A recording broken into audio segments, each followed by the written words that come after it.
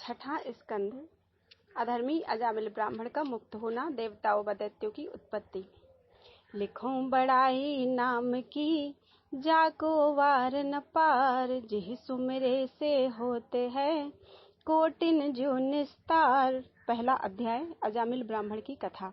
इतनी कथा सुनकर राजा परीक्षित सुखदेव जी से बोले, महाराज, आपने दूसरे स्कंध में मनुष्य के बैकुंठ जाने के वास्ते प्रवृत्ति और निवृत्ति दो राह बतलाकर यह कहा था कि परमहंस व योगी लोग निवृत्ति मार्ग से सूर्यमंडल में होकर पहले ब्रह्मपुरी को जाते हैं। कुछ दिन वहां ब्रह्मा के साथ रहकर उनकी मुक्ति होती है, और जो जीव माया के गुणों से बारंबार जन्म व मरण को प्राप्त होते हैं, वे प्रवृत्ति मार्ग से पहले चंद्रमंडल में जाकर अपने कर्मानुसार स्वर्ग आदि का सुख भोग कर फिर संसार में जन्म लेते हैं। आपने विस्तार पूर्वक 14 लोकों की कथा, स्वर्ग व नरक, धर्म व अधर्म करने वालों की गति, जो पाप के बदले नरक का दुख और पुण्य के प्रताप से स्वर्ग का सुख भोगते हैं, सुनाया।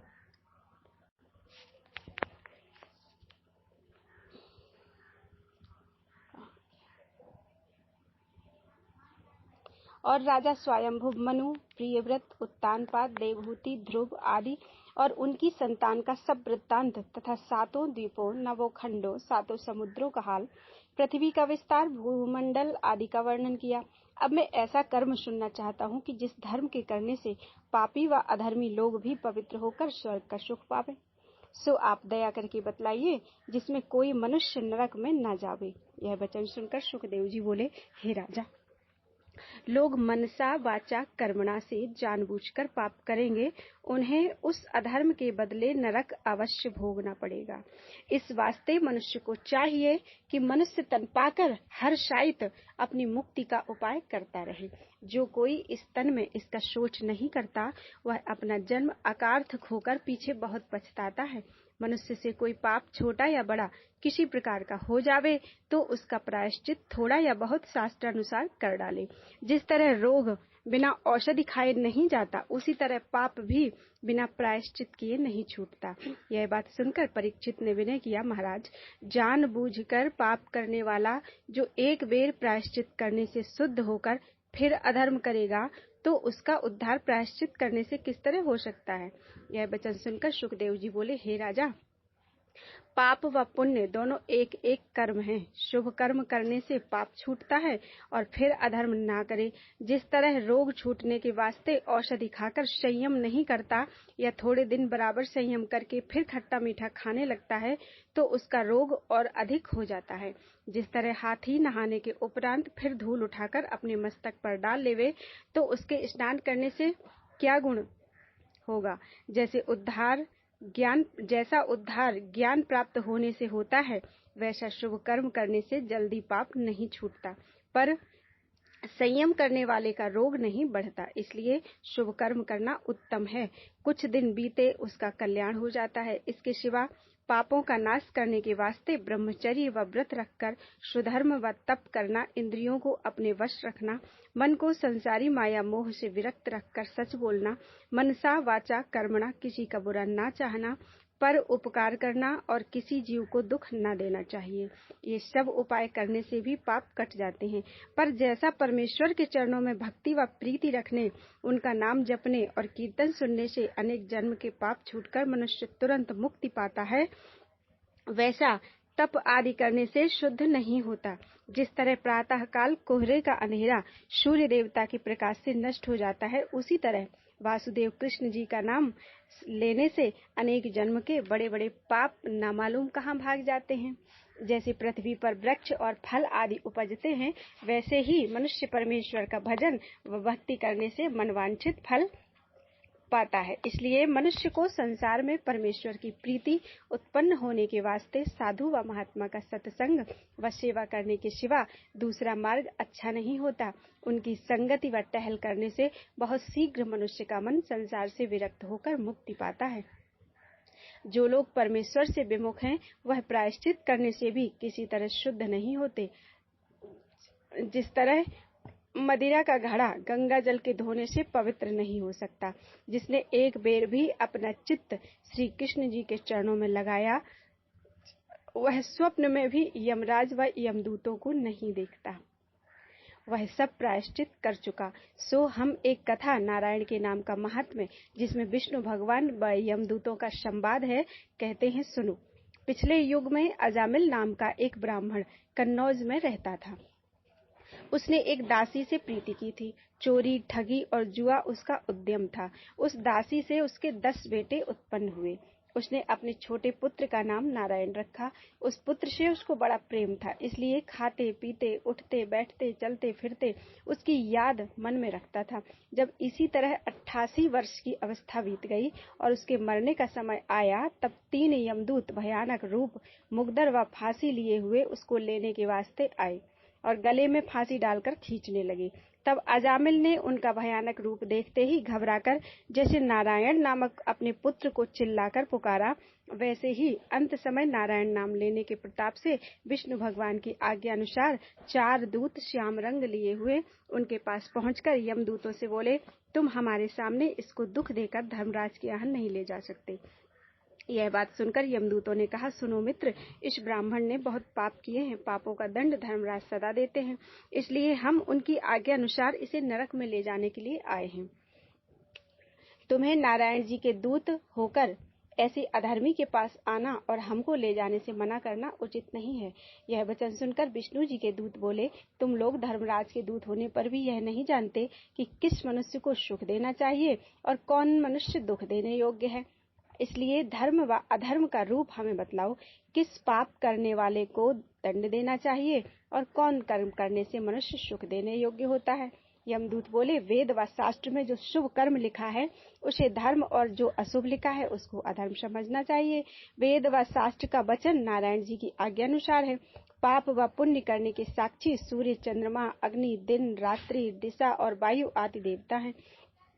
उन्हीं लोगों से धर्म का हाल बूझकर मनुष्य को दुख व सुख दिया जाता है। ऐसा कोई जीव संसार में नहीं होगा जिससे चलते फिरते, उठते बैठते पाप व पुण्य न होवे। यह अजामिल ब्राह्मण के घर जन्म लेकर विद्या पढ़ने के उपरांत शास्त्र अनुसार गुरु, माता पिता, विष्णु भगवान, अग्नि और सूर्य देवता की भक्ति रखकर अपने कर्म व धर्म से रहता था।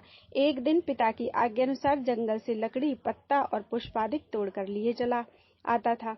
राह में क्या देखा कि एक भिल्ल अपनी वेश्या को साथ लिए दोनों मतवाले होकर आपस में हंसते चले जाते हैं। इस ब्राह्मण को देखते ही वह वेश्या कामदेव के वश होकर इसके गले में लिपट गई। तब यह ब्राह्मण भी कामासक्त होकर उससे भोग करने के उपरांत उसे अपने घर ले आया और माता पिता, स्त्री, गुरु और धर्म कर्म को छोड़ दिया। उसके साथ रहकर मांस व मदिरा खाना पीना प्रारंभ कर दिया। थोड़े दिनों में अपने पिता का सब धन फूंक कर फिर चोरी, ठगी और जुआ का उद्यम करके अपना कुटुंब पालने लगा।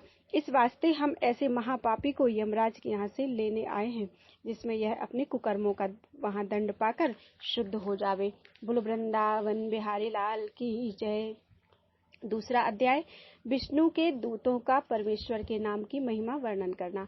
सुखदेव जी ने कहा, हे राजन, यमदूतों से अजामिल के अधर्म करने का हाल सुनकर विष्णु भगवान के दूत बोले कि धर्मराज के यहाँ बड़ा अंधेर है, कुछ न्याय नहीं होता, क्योंकि उनके दूत बिना अपराध साधु लोगों को भी दुख देते हैं। जब धर्मराज पाप व पुण्य का सब हाल जानने पर भी ऐसा अन्याय करेंगे तो संसारी काम, जिसमें कोई अपने धर्म व अधर्म का हाल नहीं जानता, किस तरह चलेगा। जिसके विश्वास पर कोई गोद में सिर रखकर सोवे, वही उसका सिर काट ले, या माता पिता अपने पुत्र को विष दे, तो उसकी रक्षा कौन कर सकता है। तुम लोगों ने नारायण नाम की महिमा नहीं सुनी। जो मनुष्य जानकर या धोखे से, भय से या हंसी से भी परमेश्वर का नाम लेता है, उसके सब बड़े बड़े पाप, सोना चुराने, गौ ब्राह्मण, तपस्वी व माता पिता को मार डालने, गुरु की स्त्री से भोग करने, मदिरा पीने व गुरु को दुर्वचन कहने से भी अंत समय में परमेश्वर का नाम लेने से पाप से छूट जाते हैं। इस ब्राह्मण ने मरते समय नारायण का नाम अपने मुख से निकाला। उसी के प्रताप से अनेक जन्म का पाप छूटकर वह ब्राह्मण बैकुंठ जाने योग्य हुआ। उस नाम लेने व पाप छूटने के उपरांत फिर इसने कोई अपराध नहीं किया जो दंड देने योग्य हो। नारायण का नाम लेने से अधिक कोई प्रायश्चित पापों को छुड़ाने वाला संसार में नहीं होता। कदाचित किसी यज्ञ व तप व होम आदि में भूल हो जावे तो राम व कृष्ण का नाम लेने से वह शुद्ध हो जाता है। कोई तीर्थ, व्रत, नियम, तप, जप, यज्ञ, होम, दान और धर्म राम नाम लेने के तुल्य नहीं हो सकता। जो मनुष्य नारायण का नाम 4 अक्षर मुख से निकालता है, उसको परमेश्वर अर्थ, धर्म, काम, मोक्ष चारों पदार्थ देते हैं। बड़े बड़े योगी व मुनीश्वरों ने परमेश्वर के नाम का महात्म्य सबसे श्रेष्ठ लिखा है। उनका नाम लेने व कथा सुनने से व भक्ति करने से अनेक जन्मों के पाप छूट जाते हैं। जिस तरह संसार में 10-20 मनुष्य एक जगह बैठे हों और उनमें किसी का नाम कोई लेकर पुकारे तो वह मनुष्य उसकी ओर आंख उठाकर अवश्य देखता है, उसी तरह परमेश्वर त्रिलोकीनाथ ने अजामिल के नारायण नाम पुकारने पर आंख उठाकर देखा था। जिस तरह मनुष्य का रोग जानकर वह अनजान में भी दवा खाने से छूट जाता है और आग की एक चिंगारी रुई या लकड़ी के बड़े ढेर को क्षण भर में जला देती है, उसी तरह एक बार नारायण का नाम लेने से अनेक पाप रुई व लकड़ी के समान जलकर छूट जाते हैं।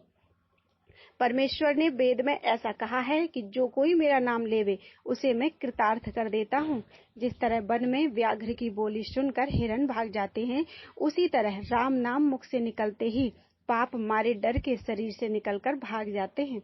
जब विष्णु भगवान के दूतों ने ऐसी ऐसी बातें कहकर यमदूतों को वहां से निकाल दिया और 4 भुजा वाले दूतों का दर्शन करने से अजामिल को ज्ञान व वैराग्य उत्पन्न हुआ, तब वह परमेश्वर के नाम की महिमा सुनने व समझने पर बहुत पछताकर कहने लगा कि मैंने ब्राह्मण के घर जन्म पाकर अपना कर्म व धर्म छोड़ दिया और दासी के बस रहकर अपनी आयु को कर्म में बिताई। इन साधुओं के आने से मेरे प्राण बचे, नहीं तो यमदूत नामालूम मुझको कैसा दुख देते। जिस नारायण का नाम लेने के प्रताप से मेरा कल्याण हुआ, उस परमेश्वर का नाम जप कर अब अपना जन्म सुधारूंगा। अजामिल इस तरह पछताने लगा और विष्णु भगवान के पार्षद वहां से अंतर्धान हो गए। अजामिल ने उसी समय अपना चित्त संसारी माया मोह से विरक्त कर दिया। पार्षदों का दर्शन करने के प्रताप से 1 वर्ष की आयु उसको और मिली। सो वह हरिद्वार में जाकर सच्चे मन से परमेश्वर का ध्यान व स्मरण करने लगा। जब उसको वहां 1 वर्ष ध्यान व भक्ति करते हुए बीता, तब वैकुंठ से अति उत्तम विमान उसके पास आकर उतरा। सो वह उस विमान पर चढ़कर गाता बजाता बैकुंठ को चला गया और चतुर्भुजी रूप होकर वहां रहने लगा। यह हाल देखकर देवता व ऋषीश्वर उसकी बड़ाई करने लगे। इतनी कथा सुनाकर सुखदेव जी बोले, हे राजन, ऐसे महापापी ने बेटे के धोखे नारायण जी का नाम मुख से लिया था, सो ऐसी पदवी को पहुंचा। जो कोई संसार से विरक्त होकर हरि भजन करता है, उसकी गति का क्या कहना है। उनका भक्त नरक में नहीं जाता। बोलो वृंदावन बिहारी लाल की जय। 3रा अध्याय, यमदूतों का धर्मराज से अजामिल का वृत्तांत कहना। परीक्षित ने इतनी कथा सुनकर सुखदेव जी से पूछा, महाराज, यमदूतों ने अजामिल के पास से जाकर यमराज से क्या कहा और धर्मराज ने क्या उत्तर दिया, सो दया करके बतलाइए। सुखदेव जी बोले, हे राजन, यमदूतों ने धर्मराज से जाकर कहा कि संसार में अनेक मनुष्य न्याय करने वाले हमें दिखाई देते हैं। जब बहुत लोग न्याय करेंगे तो आपस के झगड़े से किसी पापी को बैकुंठ में और किसी धर्मात्मा को नरक में भेज देंगे। हम लोग आज तक केवल आपको न्याय करने वाला जानते थे। आपकी आज्ञा से सब जीवों को ले आते थे और कर्मानुसार उनको फल मिलता था। आज हम लोग आपकी आज्ञा से अजामिल पापी को लेने गए थे। उसने हमें देखकर नारायण नामक अपने पुत्र को पुकारा, तो चतुर्भुजी रूप 4 पार्षदों ने आकर उस पापी को हमसे छीन लिया। इसलिए कहे देते हैं कि इसका यत्न कीजिए जिसमें हमारा अपमान न हो। यह वचन सुनते ही यमराज ने ब्रह्मरूप भगवान का ध्यान करने के उपरांत दूतों से कहा, तुम लोग नारायण नाम की महिमा नहीं जानते। उस नाम का महात्म्य इंद्रादिक देवता और भृगु आदिक ऋषीश्वर भी अच्छी तरह नहीं जानते। हम ब्रह्मा, राजा जनक, मनु, भीष्म पितामह, प्रहलाद, राजा बलि, सुखदेव, नारद, महादेव, कपिल देव जी और चारों भाई सनकादिक उस नाम के महात्म्य को अच्छी तरह जानते हैं। देखो, नाम का वह प्रताप है कि अजामिल ऐसा महापापी अपने बेटे के धोखे से नारायण का नाम लेकर तुम्हारी फांसी से छूट गया। हम ब्रह्मा, महादेव और इंद्रादिक सब देवता परमेश्वर की सेवा में रहते हैं। उनकी आज्ञा अनुसार सब काम करते हैं। भगवान की इच्छा से तीनों लोकों की उत्पत्ति, पालन व नाश एक क्षण में होता है। उनकी माया में सारा जगत बंधा रहता है। उनके दूत सब जगह रहते हैं और भक्तों की रक्षा करते हैं, पर किसी देवता व मनुष्य को दिखलाई नहीं देते। उन्हीं दूतों ने अजामिल को तुमसे छुड़ा दिया। तुम इस बात में कुछ खेद न मानकर अपना बड़ा भाग्य समझो जो उनका दर्शन तुमने पाया। उनके दर्शन देवता व ऋषीश्वरों को जल्दी नहीं मिलते। यमदूतों ने नारायण जी का नाम लेने यमदूतों ने नारायण जी के नाम का यह महात्म्य सुनकर धर्मराज से विनय किया कि जब परमेश्वर का नाम लेने से ऐसा फल मिलता है तो वेद शास्त्र में पाप छुड़ाने के वास्ते तप आदि कठिन कठिन प्रायश्चित क्यों लिखे हैं। धर्मराज बोले, जो मनुष्य नाम की महिमा नहीं जानता उसके वास्ते सब तप व यज्ञ आदि लिखे हैं, जिसमें उसका मन परमेश्वर की भक्ति व पूजा में लगे। नारायण का नाम लेने से उत्तम दूसरा कोई कर्म नहीं है। यज्ञ व तप आदि करने से एक पाप छूटता है, किंतु परमेश्वर का नाम लेने से अनेक प्रकार के पाप नष्ट होते हैं। भगवान ने कलयुग वासियों को केवल भय दिखलाने के वास्ते यज्ञ व तप आदि कठिन कठिन प्रायश्चित बना दिए हैं, जिसमें संसारी जीव उस डर से अधर्म न करे। नहीं तो मनुष्य निर्भय होकर ऐसा विचारता कि पहले संसारी सुख भोगने के वास्ते पाप कर लें, पीछे से परमेश्वर का नाम लेकर शुद्ध हो जाएंगे। यह वचन सुनकर यमदूत बोले कि महाराज, ऐसा है तो आप हमको क्यों भेजते हैं। तब धर्मराज ने कहा कि हम उस मनुष्य को लेने के वास्ते तुमको आज्ञा देते हैं जिसने जन्म भर परमेश्वर का नाम न लिया हो, कभी उनकी लीला व कथा न सुनी हो, उसे महापापी समझना चाहिए। जो नारायण जी की शरण में जाता है उसे पाप नहीं होता, परमेश्वर उसको अशुभ कर्मों से बचाए रखते हैं। तुम लोग आज से ऐसे पापी को विचार कर लाया करो जो परमेश्वर से विमुख हो। जो लोग हरि भजन में लीन रहकर शालिग्राम का चरणामृत नित्य लेते हैं, उनके पास कभी मत जाना। वे लोग कुंदन के समान शुद्ध रहकर मुक्ति पाते हैं। ऐसा कहकर धर्मराज ने परमेश्वर का ध्यान करके अपने दूतों का अपराध उनसे क्षमा कराया। यमदूतों ने यह बात सुनते ही भय मानकर आपस में ऐसी सम्मति किया कि आज से कभी उस मनुष्य के पास जो हरि चर्चा रखता है जाना नहीं चाहिए। इतनी कथा सुनकर परीक्षित ने विनय किया, हे मुनिनाथ, अजामिल महापापी के मुख से मरते समय नारायण जी का नाम किस तरह निकला। सुखदेव जी बोले, हे राजन, एक दिन 4 साधु तीर्थ यात्रा करते हुए अजामिल के गांव में संध्या समय पहुंचे। उन्होंने अपने टिकने के वास्ते किसी हरिभक्त का स्थान लोगों से पूछा। उस गांव वालों ने ठट्टे से अजामिल अधर्मी का घर बतला दिया। जब साधु लोग वहां गए तो अजामिल की वेश्या ने उन साधुओं को अच्छा ग्रह टिकने के वास्ते देकर धूनी पानी से उनकी सेवा की। प्रातःकाल चलते समय साधुओं ने उस वेश्या से जो गर्भवती थी कहा, तेरे पुत्र हो तो उसका नाम नारायण रखना। उनकी आज्ञा से अजामिल ने उस बेटे का नाम नारायण रखा। उन साधुओं की कृपा से मरते बेर अजामिल के मुख से नारायण का नाम निकला था। संत व महात्मा की सेवा वृथा नहीं जाती। जो लोग साधु व वैष्णव की संगति व टहल करते हैं उनको कभी दुख नहीं होता, उनको कोई दुख दे नहीं सकता। यह सुनकर परीक्षित आदि अति प्रसन्न हुए। सुखदेव जी ने कहा, हे राजन, हमने यह कथा अगस्त्य मुनि से सुनी थी, सो तुम्हें सुनाई। परीक्षित ने हाथ जोड़कर विनय किया, आपने बड़ी कृपा व दया करके नारायण नाम का महात्म्य मुझे सुनाया। बोलो वृंदावन बिहारी लाल की जय। चौथा अध्याय, दक्ष का प्रचेतों के यहाँ उत्पन्न होना। राजा परीक्षित ने इतनी कथा सुनकर विनय किया, महाराज, आपने देवता व दैत्यादि की उत्पत्ति संक्षेप में कही थी, अब उसे विस्तार पूर्वक सुनना चाहता हूँ। यह सुनकर सुखदेव जी बोले, हे राजन, प्राचीन बर्हिष के प्रचेता नामक 10 पुत्र समुद्र के किनारे जाकर महादेव जी के ज्ञान उपदेश से परमेश्वर का तप व ध्यान करने लगे। उनके जाने के उपरांत नारद मुनि की आज्ञानुसार प्राचीन बर्हिष राजगद्दी को शून्य छोड़कर वन में हरिभजन करने चला गया। उसका बहुत सा देश दूसरे राजाओं ने दबा लिया और अनेक नगर व गांव उजड़कर जंगल हो गए। जब प्रचेतों को हरिभजन के प्रताप से परमेश्वर का दर्शन मिल चुका, तब एक दिन नारद जी ने रमते हुए जाकर उनके राज्य का सब हाल उनसे कह दिया। यह बात सुनते ही क्रोध से अग्नि के समान ऐसी सांस उनकी नाक से निकली कि जिसकी ज्वाला से वन जलने लगा। यह दशा देखते ही चंद्रमा ने निम्नलोचा नाम की कन्या को, जो विश्वामित्र और मेनका अप्सरा के संयोग से हुई थी, लाकर प्रचेतों से उसका विवाह कर दिया। जैसे प्रचेतों ने आंख उठाकर उस कन्या को देखा, वैसे ही हर इच्छा से उसके गर्भ रह गया। और 10वें महीने में दक्ष नाम का पुत्र उत्पन्न हुआ। तब प्रचेतों ने अपने पिता का नगर व देश बसाने और सृष्टि बढ़ाने की उसे आज्ञा दी। दक्ष ने मानसी सृष्टि से बहुत मनुष्य उत्पन्न किए। वे लोग स्त्री व पुरुष के भोग न करने से अधिक नहीं होते थे। इसलिए दक्ष ने सृष्टि बढ़ाने के वास्ते मंदराचल पर्वत पर जाकर कुछ काल तक परमेश्वर का तप व ध्यान करके हंस गुह स्तोत्र से इस तरह उनकी स्तुति की कि मैं उस पुरुष को नमस्कार करता हूँ जिसका वीर्य कभी नहीं घटता और माया के गुणों में वह वीर्य पढ़कर जड़ को चैतन्य करता है।